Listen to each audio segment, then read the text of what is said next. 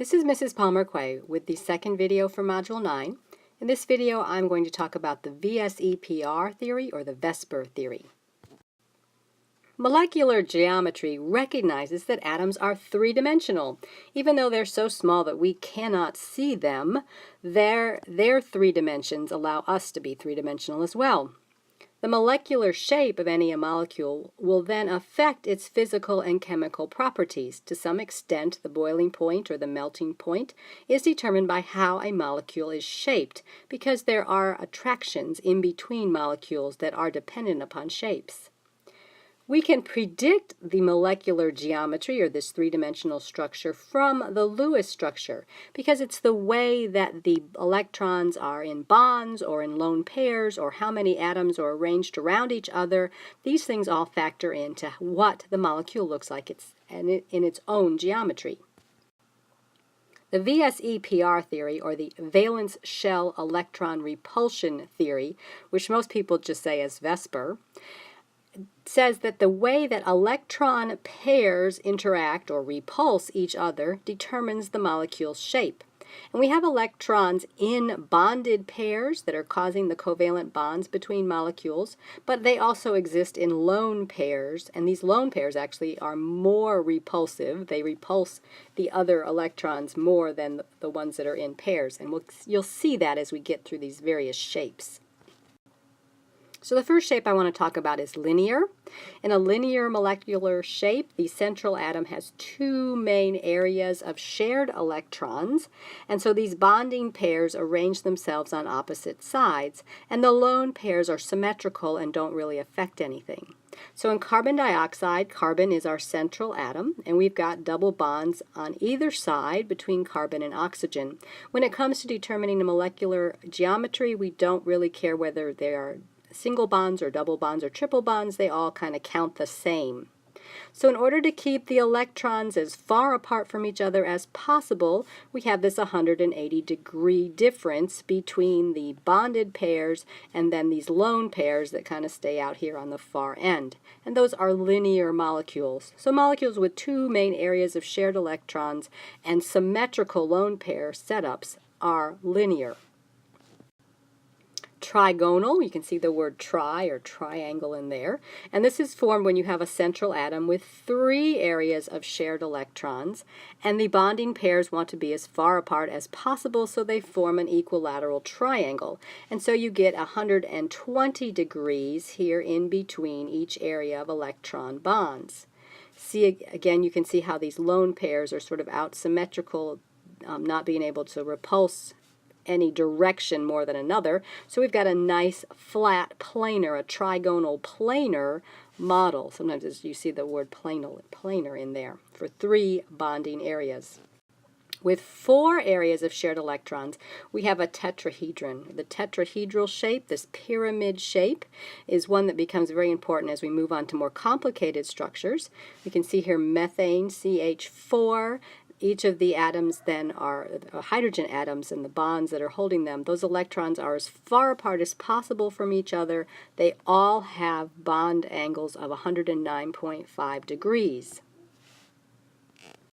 When you add in a lone pair, things get a little more complicated because, as I said, the lone pairs have a greater repulsive strength than the bonded pairs.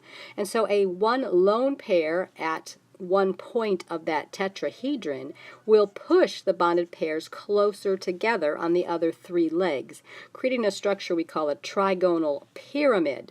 So ammonia here is an example. Instead of 109.5, our bond angle is now 107.3 because these lone pairs of electrons are exerting repulsive force on each of the legs of the shared pairs, and so they're pushing them out of the alignment.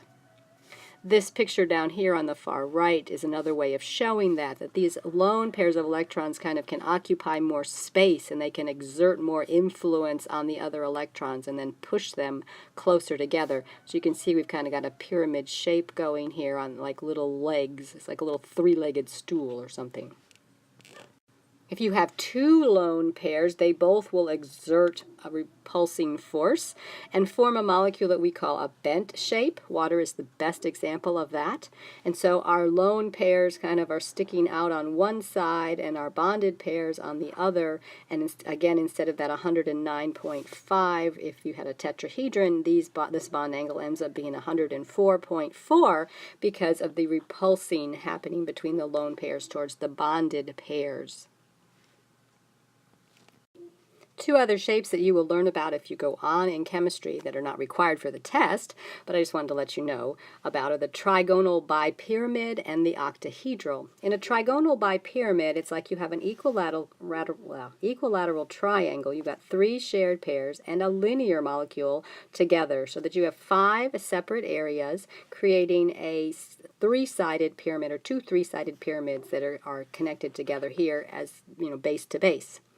Again, if any of these bonded pairs are actually loned pairs, it will cause a shifting of the angles, and they will not all be nice and neat 120 degrees or 90 degrees, depending upon which way you're measuring. If you have 6 bonded pairs, you have an octahedral shape, and this is like the X, Y, and Z axis where all of the bond angles are 90 degrees.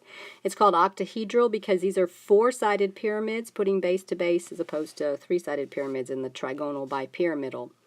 And again, if any of these spaces in the octahedral shape are occupied just by lone pair electrons instead of by an entirely new atom, then the shape will shift a little bit. And there are some other names, seesaw, and some other interesting shapes that are out there. But once you have these basics down, you can kind of predict the molecular geometry of any molecule. In order to determine that molecular geometry, you start with the Lewis structure and use that to determine the number of bonded pairs and the lone pairs that are present in a molecule. And then you look at the position of the atoms around the central atom to determine the molecular geometry. You will not have to do complicated trigonal bipyramids or octahedral shapes, but I do expect you to be able to figure out if something is a linear molecule, a trigonal a planar trigonal or a trigonal pyramid shape, or a bent molecule or a tetrahedral shape based on the Lewis structure and taking a look at how atoms are arranged. So to just work through a problem, we'll take our phosphorus triiodide molecule. Phosphorus is in the same group as nitrogen, which means it has 5 valence electrons. So if we go ahead and draw our Lewis structure for that, we can see we have a lone pair and then 3 places where bonds could form.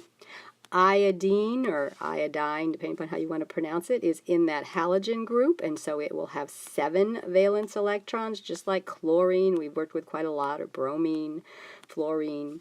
And so you can see that we're going to have bonds forming on each of these 3 sides of your phosphorus molecule. So if we go and draw it over here, putting phosphorus in the center and drawing out that you have the iodide ion on each of those places, and then we've got our lone pair for phosphorus, and then we've got the other 6 pairs on the iodide ion, showing the electron dot structure here.